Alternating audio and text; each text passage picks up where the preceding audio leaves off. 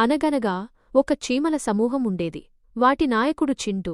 చింటూ చాలా తెలివైన చీమ, కాని దానికి కొత్త విషయాలు నేర్చుకోవాలంటే చాలా భయం.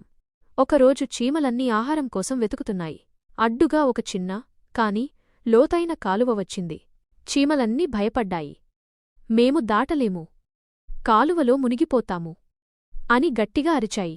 చింటూ కూడా భయపడింది. పాత చీమలు చెప్పిన పద్ధతిలో కాలువ దాటడం దానికి తెలియదు. మిగతా చీమలు వెనక్కి వెళ్ళిపోవడానికి సిద్ధమయ్యాయి. అప్పుడు చింటూ చుట్టూ చూసింది. పక్కనే గాలిలోంచి కిందపడిన ఎండిన ఆకు కనిపించింది. చింటూ ఒక్కసారిగా ఒక ఆలోచన చేసింది.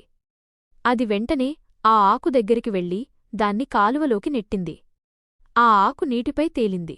రండి స్నేహితులారా, ఇది మన పడవ అని గట్టిగా అరిచింది. అన్ని చీమలు నవ్వుతూ, ఆశ్చర్యపోతూ ఆకుపడవ ఎక్కాయి. ఆ ఆకుపై సురక్షితంగా కూర్చుని అవన్నీ అవతలి ఒడ్డుకు చేరుకున్నాయి. ఆహారాన్ని సేకరించుకుని వెనక్కి వచ్చేటప్పుడు కూడా అదే ఆకుపడవను ఉపయోగించాయి.